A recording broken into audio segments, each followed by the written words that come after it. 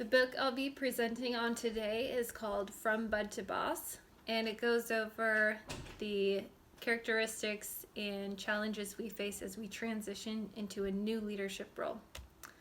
Some of the presentation outline I'll go through are the objectives of the book.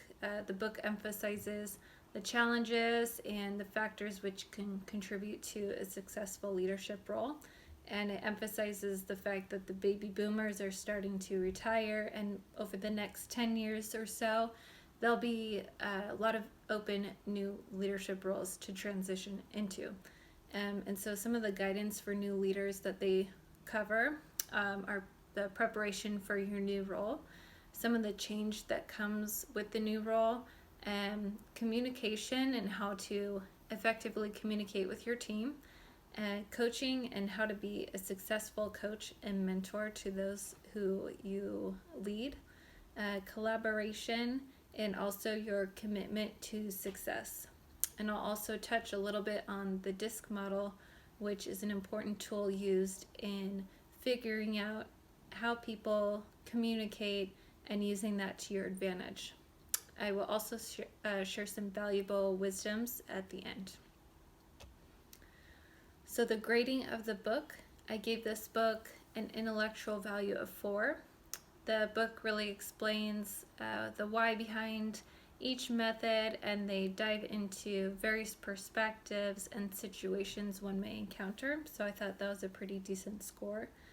The scientific rigor received a 2 from me. I thought it was lacking in that, and it only provides backup and evidence based on their real life situations and not necessarily hard facts.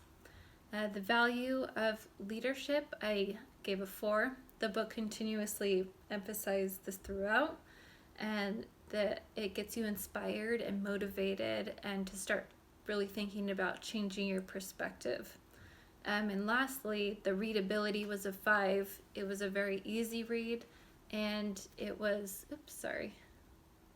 a very easy read, and it makes logical sense. So the author's objectives in this book, like I said, were to cover your new leadership role and the transition into that, and kind of giving advice on what you should be mindful of when doing so, and if you get the opportunity. And each chapter guides the reader through practical skills, which can be applied to situations that you may find leading a group or a individual person. And also the understanding the behaviors of others. They provided various different models, including the DISC model, to outline and figure out how people act and why people act the way they do. So some of the guidance for new leaders, they started out with preparation. So when you're becoming a new leader, your new role and responsibilities you'll take on will take some adjusting. It's maybe something you need to start passing down and to those who have previously been your peers. So you'll have to confront those challenges and get over any growing pains that may happen, and you need to set the tone right away. So it's really important for that upfront communication to really set the dynamic, and maybe you're working with those who may have been a close colleague or friend, but you want to set those boundaries up front right away. And one of the major changes and moving up the ladder is workflow shift. So what they emphasize is flow through others rather than doing it yourself. So this may take some preparation in that you're used to doing everything yourself, but now you're leading multiple people, and it's more efficient to actually have them do the majority of the work, and you are guiding them through that. And also keeping relationships at a professional level is important, because you are working with those who have once been peers, and maybe you have transitioned and they haven't, and so you still need to maintain that level of professionalism somehow. So while you prepare, you're also going through a lot of changes. Change can also be emotional for everyone around you. And so it's important to understand how those people feel about the change and help communicate strategies and getting people really on board with your process or new process. And also the positive and maybe negative emotions with any change, and know that that's going to have a great impact on the team members, and take that as a willingness to accept or decline a shift in dynamic. And so really the key is to get past those emotions and feeling like you're stuck, or feeling like or maybe your team feels like they're trying to avoid change, and that's not a good thing. So you really need to make sure they get past those emotions as well. There's also a choice, and we need to help the team see the reason behind the goal and outlining the how and the why, and that will allow them to actually be part of the process. So in communication, you're allowing someone into your process, and that can be effective, but waiting too long to communicate that can actually be destructive. And so starting early, like we previously said, setting the tone up front, and that will provide more opportunities to fix anything that may be wrong right away. You're also speaking with people and not to them, right? So you'll show your respect that way. And there's a term called unqualified respect, which is showing your respect for people regardless of their behavior towards you. So you're completely unbiased, and in turn, that will show that you just simply respect them. The book also notes to be sure to interpret others' behavior, their styles, so that you avoid negative labeling of them as well. So also, coaching is an important factor for becoming a new leader. You were previously coached, but now you are the coach. And so that involves giving feedback. You develop others. You also receive feedback, and you're supportive. And so in order to be successful with this, you're believing in the other person. You see their strengths, and you allow them to grow organically. And so by doing this, you're really instilling confidence in them. And that's really a valuable resource. You're motivating and growing them with their own strengths. And so the book outlines also the ABCs of coaching, which A for accountability, B for belief, and C for conversation. So going by those terms, you should be able to be a successful coach. And also keeping your team accountable, believing in others' potential, and keeping that conversation going. They'll discover themselves, and rather than you always giving them advice. And so you can support them in using their greatest strengths to get to their greatest potential. So your collaboration with your team is very important.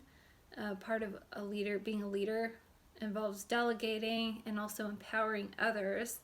And so knowing that not all the work can be done by one person. So you're really shifting the workload to different people with different personalities. And remember, the leader is also still part of the team. The book goes into how you must see yourself as one of the collaborators as well. So you are a part of the team, and the team sees you as one of the members as well. And so successful collaboration, you can actually start with leading better meetings maybe. You can focus on team dynamics and get the current condition of the team. And so one way to start holding better meetings, let's say, is to plan in advance. You have a written agenda, you have the right people attend, you create meeting roles, you establish upfront roles, and you document the decisions, and you balance that process in the relationships. So as a group, there is a method called form, storm, norm, perform. And every team is a group, not every group is a team. So when you're forming your group into performing, it's first established by clarifying in teamwork. And while you would like to have everyone in agreement, conflict actually may arise naturally, so that actually could lead to frustration and less productivity. But conflict is not always bad. It's part of the team developing, and it's definitely part of the storming stage. So of that forming, storming, norming, performing. During the storming phase, you might see some conflict arise, which is normal. There also is a quote in the book which I picked out. I liked from Miles Davis. They quoted him saying, "If you understand everything I said, you'd be me." And so I liked that quote because nothing is ever clear until you're really realizing how you're explaining it and what your audience is hearing in return. So the message kind of says that everyone will have a clear not everyone will have a clear understanding of your message that the leader is trying to convey. And so part of the conflict actually may simply be a lack of understanding or just poor communication from the team or from the leader itself. Next, we'll go into commitment to success. The book outlines a few check boxes that you can go through and kind of establish your own commitment to your success. And so the points go into I consider myself a successful goal achiever. I regularly set goals. I'm confident in my ability to help others set goals. I know my role in helping my team achieve their goals. I have a positive attitude at work and in life in general, and I provide support and focus to help my team achieve their goals. So there's a lot of interaction in this book, filling in the blanks, checking the boxes, numbering yourself, assessing your strengths and weaknesses in order by numbering everything. And so this is one of those check boxes that you can go through. So lastly, the DISC model, which is an approach to communication, and you can start with the interpretation of others' behavior. So we've gone over this before in class. There's many different types of DISC models, and the example in this book is outlined here. And so it goes into two basic drivers for our behaviors. It's the pace drive and the priority drive. And so the pace drive, it scales from slower pace to reserved, or fast pace to outgoing.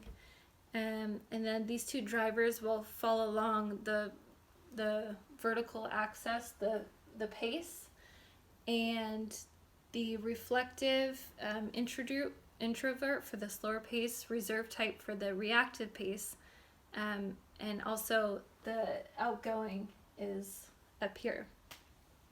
So utilizing these behavior types can set a guide for better understanding your audience. So it goes into an example of a dominant person in the upper left. Quadrant may be results or solution oriented. They're looking for your respect. A cautious person, on the other hand, it's in the